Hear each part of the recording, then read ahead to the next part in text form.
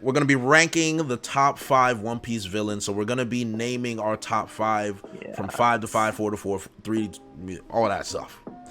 So for anyone that has any disagreements in the chat, in the comment section, please, this is a subjective list. You can provide your own list as well. But I think with how Kaido is performing in Wano, I'm curious to see if any people's lists or ideas of their antagonist that they like has changed. So, Ohara, I know you're kind of going off the top here, but would you like to start with your number 5? I'm going to start with my number 5. I'm going to say that my number 5 is Akainu. Interesting. Now, what is it about Akainu that would put him over? Well, actually, you know what? We'll save the explanations to the end. Let's do that. So for my number 5, I have Arlong. Now, my reasoning for liking Arlong is Fishman Island was one of the best things that ever happened to Arlong's character, I think, because it really, when you go and revisit the dialogue that Arlong had in what's Nami's Orange Town, right? Orange Town? Yeah. No, it's Arlong Park, right? Arlong Park, sorry. God, oh my God. Anyway.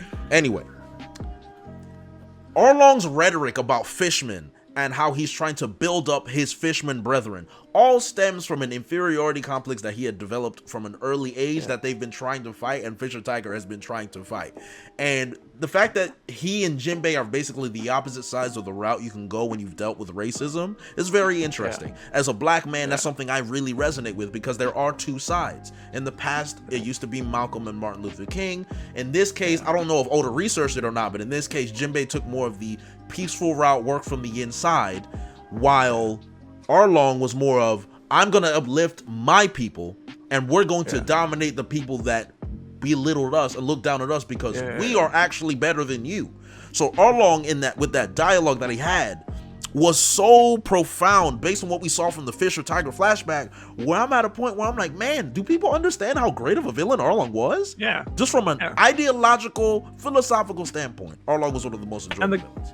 The great thing about it also is that like Oda had, like, I think he said in an interview that, like, that Fishman plot with Arlong, he had that, like, started, like, that's one of the things he had, like, settled from the start, right? Like, he wanted to have Fishman Island happen way earlier originally, and then, like, as it goes with Oda, like, all this shit happens in between. But, like, that was, like, Oda, like, he wrote Arlong Park with that concept in mind already, which I think is great.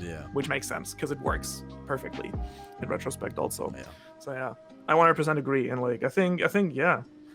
So, like, I think one of the things, as I said, that makes it such a pity that Fishman Island turned out the way it did, because the messaging behind it is so powerful. Like, you know, and, like, it's for me, it's like a wonderful take that Oda takes on racism, and also very, like, surprisingly realistic one. I'm surprised, because, like, being in Japan myself, I can say that Japanese people, like, they have, like, very romanticized views on many things, and, like, politics is not exactly, like, the number one thing that people here are interested in. So, and it's a very homogeneous country, right? So, like, it's like the first time I, as a white guy, have, like, experienced racism here. So I'm like, that makes me appreciate it, and I think that goes for a lot of, like, the better manga writers. Like, for example, also, like, we talked about Jujutsu Kaisen earlier, Akutami. Like, those are actually guys that actually, like, they care about politics, and they care about, like, social issues. And you can be sure that, like, Oda, the level of, like, when you say, like, it hits you, and, like, you can resonate with that, you can be sure that he, like, looked into that a lot, and, like, thought about that a lot. So I think that translates really well. So Arlong's great. All right, number 4. He's actually up. I would have said Arlong, but, like, no. I'm gonna put him now on number 3. Really? Okay. I'm gonna go with something else for number 4. All right. Who would I have on 4? So for number 4, I would say Katakuri, probably. Okay. Just because, like, he was Katakuri was, like, for me, a fantastic villain, and, like, or not antagonist, more than villain, really, right? And for me, like, the charm of Katakuri is the way I don't have him higher up, because I absolutely love the fight between him and Luffy. The reason I don't have him higher up there is because it was not so much that, like, Katakuri was amazing because the work he did for Luffy, kind of, like, it's, like, not necessarily that Katakuri was, like, crazily well written as Arlong was, or that he's like this over looming like evil that Akainu is, this like absolute like this like dictatorship approach to things. Yeah. But like it was like interesting because it was the first time, because Luffy always frees people, right? Like it's always like in every arc, like Luffy comes and he saves people. Yeah. That's what it is. It's like in Arlong Park, it's like he saves Nami and her village. It's like whatever, like he saves Alabasta, he saves XYZ, right? Yeah. Robin, whoever it is, Sanji. With Whole Cake Island, like and Katakuri, it was like not defeating the antagonist to free someone. It was literally freeing the antagonist himself. Like Luffy freed Katakuri from the bonds of his family and like, you know, the duties that he had like for his family, like not being able to hide his face and not being able to show his face, never falling on his back. Like Luffy freed Katakuri to be who he was, like the good guy and the cool older brother he wanted to be. Yeah. Who was like, who loved brilliant, and that for me resonated. And at the same time, like Katakuri in return paying Luffy back in sorts of way by like actually like teaching him how to use Future Sight and like pushing him to become stronger and surpass his limits. Yeah. That for me made him like a great villain. Like not he wasn't like super complex or super deep. It was just like he was a really nice guy, loving brother that like got fucked up by the entire Big Mom family dynamic, and like Luffy kind of pulled him out of that. And basically made him see like, okay, well, something with my mom's kind of wrong, but this guy kind of like has it together. I appreciate him. That's a fair point. So that for me made like the story behind the fight made it really cool for me. That's an interesting view. I don't think I've heard anyone have that view of Katakuri like that, but that's definitely a good point, because if you look in his flashback, he wasn't a malicious kid, bro. He just wanted to eat donuts, and you know, if someone messed with his family, yeah, he'd fight him. Like, I'm like, fair enough. That's all he really. That's to this day, he's still the same guy. I protect my family and I eat donuts. That's really all I want to do. So, only that he got like pushed into this like you got to be the perfect dude kind of role. Yes. Yeah. And that was a burden. And ignore what Mama's doing. Yes. Ignore that my mother kills children and eating my eating my siblings. Yeah, it's ridiculous. My number 4, and this might be a surprise to some people, is Blackbeard. Now, I universally have Blackbeard as my top 1. I mean, look, you can look at my logo, my Jolly Roger. It's Blackbeard Field. You know, Blackbeard laugh. Oh, I love everything Blackbeard. But in terms of Blackbeard yourself, I do, and I am black, and I have a beard. So I'm technically Blackbeard. Man, you're like rocking it. I'm everything Blackbeard. But the reason I have him low, because I do consider this low, is because I need the backstory first. His character is great already. What he's accomplished in the story and what he's changed in One Piece is immeasurable. So you can have him higher and it'd be fine. But for me, I like to wait to the backstory first, because the backstory means a lot to me with these villains. Their motivations mean a lot to me with every villain. So that's why I'm holding off. So Blackbeard is number 4 up to this point. Yeah, I'm actually like, for the same reason, Blackbeard actually doesn't make it into my top 5, I think, just because like I feel like we only see like 1%. Exactly. There's so much what more. He's about. Yeah. Yeah. So I'm sure he'll be way up there, if like not on top at the end. But yeah, for me it doesn't make sense, I guess, yet to put him in my top 5, just because, as you said, I want to see more of what he actually is all about. Fair enough. Yeah. So you said your number 3 is Arlong. Yes, same reasoning, I would say. Like I like Arlong Park in general. I did like a video on it where I did like my scene analysis series. I'm not sure if you saw that. I did. And yeah, and like it made me like just going and rewatching the arc and like going through it and watching all the like subtleties there was like fantastic. Yeah, so it's really good. I mean, you already explained it pretty fantastically, but it just gets better the more the story progresses. Like going back to it makes it better. Yeah. And it's like you can appreciate like how much Oda had already like planned out in his mind. So fantastic villain. It's like, for me, I think I titled that video something like, the moment like Baratier made me fall in love with One Piece, but I think Arlong Park was when One Piece really became like exceptional. Exactly. That's when the highest quality of One Piece was really coming on the screen. Yeah. Like, yeah.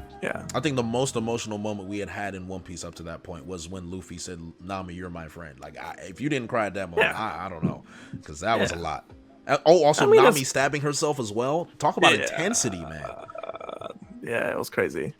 And like as you said, like there's so much, like going back to the race thing, it's like so interesting. Like I absolutely love how Oda portray like we get this perspective of like the fishmen being like this evil, you know, race of like just murderous people who like to like prey on humans and be like have like this kind of like, oh, you know, supremacy kind of vibe to them, and then like this entire thing gets flipped completely on its head, and like it's like, oh and there's no winner, and like this cycle of hatred, and like, and Jinbei is struggling with like, oh, I'm trying the peaceful way, but is that actually gonna work, kind of thing. And then like obviously for One Piece, like the solution there is gonna be Luffy, right? That's why Jinbei joined Luffy in the end. It's like, oh, he might actually do what even Fisher Tiger didn't manage to do in the end.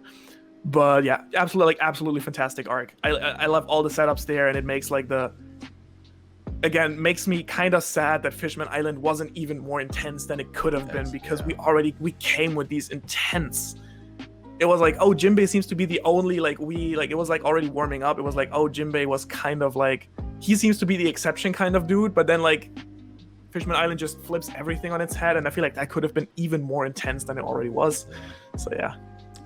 Great art, great villain. Yes, sir. My number 3. Now it's funny because it's a little contradictory to my last one with Blackbeard and my top one as well. But Kaido's my number 3. Now I have Kaido as number 3 because his performance in Wano has been nothing short of exceptional. We talked about it before, so I won't be long-winded. Plus, I have a video. I literally just did a Kaido video, so you'll know my reasoning. But the things that he's accomplished in Wano has been, in terms of an antagonist, there's none that's had the presence this man has had. When it comes to every obstacle he goes, he completely dominates. Where he's getting hit by everybody. You think, oh, they got him on the ropes. He got him on the ropes. Luffy's off screen. Zoro uses his strongest attack, scratches him. He's still standing up. Thunder boggles him. Get out of here. Like. And then just from the subtleties of this weird samurai honor that Kaido has underneath all the brutish, ogreish behavior that he has, I'm like, why is he such a noble villain? He's starting to make me think of him as like MCU Thanos, where it's just like, he's a brute, but he's kind of philosophical in a way. And I'm like, where are you going with this? So he would actually be top 1 if he had the backstory. But I've kept him at 3 for now. So Kaido will be my top 1 after the backstory. I'm almost certain of it. But that's my number 3. So now we're on to number 2. Number 2, yes. So for me, number 2, I would say Doflamingo probably. Yeah, I'm not sure if he's your number 1. No, I want to hear your number 1 now. My number 1 is Kaido. Wow. I'm pretty sure he's gonna be the best villain for now, at least. I have high hopes. I think both.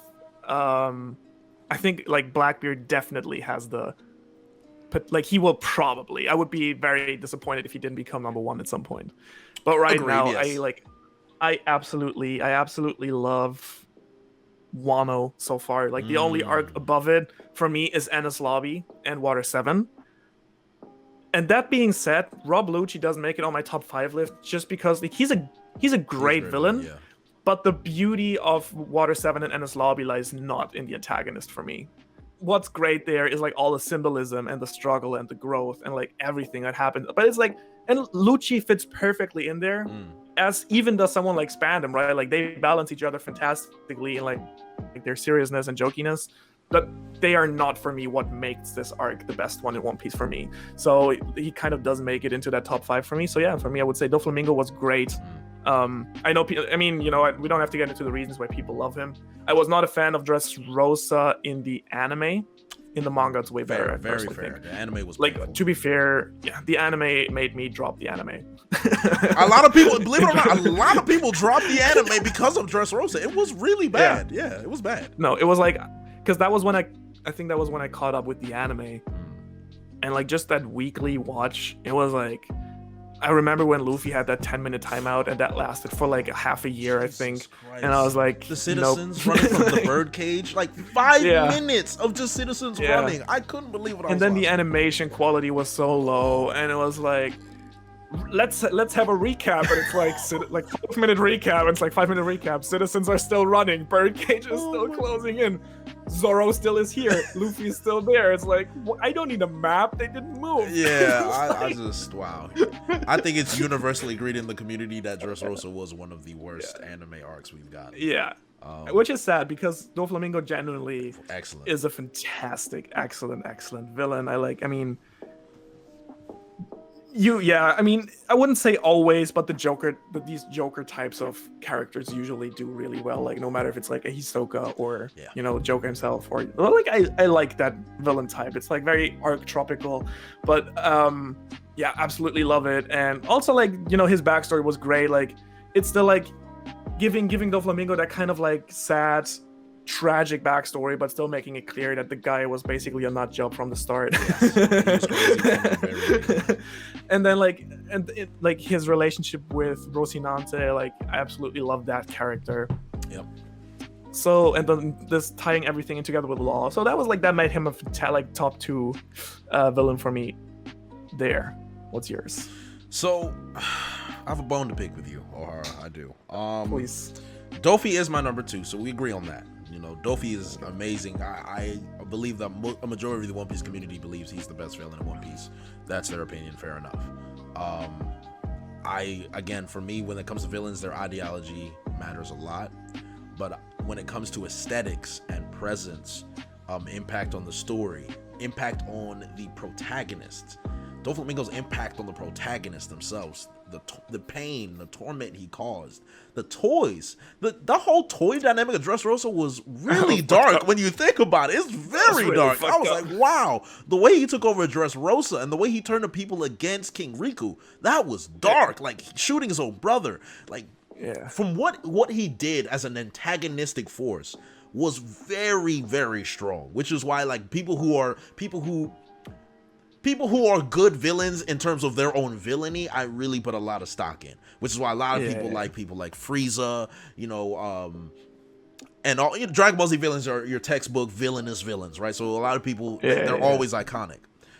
But my number 1, and I'm very disappointed he's not in your top 5. I'm immeasurably disappointed that Crocodile is not in your top 5. How can one of the most evil villains we've had in the series, the most cunning, meticulous, aesthetically pleasing villains I knew that we would say that though. I knew that the James Bond guy would love Crocodile. I mean, but you know what? How can you not have Croc top 5? How? You're probably gonna like jump at me. I'm happy. Go ahead. I'm already upset. I'm gonna say I made a video about this. I personally think, for me, in general, Dressrosa and Doflamingo, for me, is Oda taking all the fantastic stuff he did with Alabasta and all the fantastic stuff he did with Crocodile and like built on that and made it better. That's my perspective. So when I say Crocodile is not in my top 5, I kind of include him into my Doflamingo number 2 because for me, Doflamingo would never have been neither Doflamingo nor like Dressrosa would have been what they are without Alabasta and Crocodile. So for me, those kind of built on each other. No disrespect. I see where you're coming from, but for me, right, and we talked about when you're a villain, your antagonism, how antagonistic are you to the protagonist? With Crocodile, the dude was one step ahead all the time, to the point where he drove, it's like, you remember when Arlong drove Nami insane and you really felt hatred for Arlong. Crocodile drove Vivi to the point of pure insanity, where she was punching and fighting Luffy, and Luffy was punching Vivi because Crocodile put them in the situation where no matter what happens, people will die.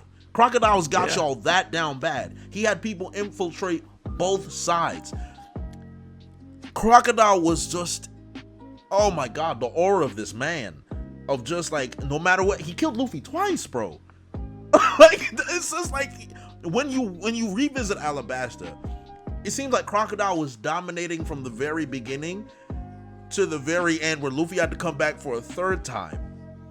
And obviously, you know, Pell had to kill himself, allegedly. Obviously he didn't, but he had to kill himself to stop everybody from dying.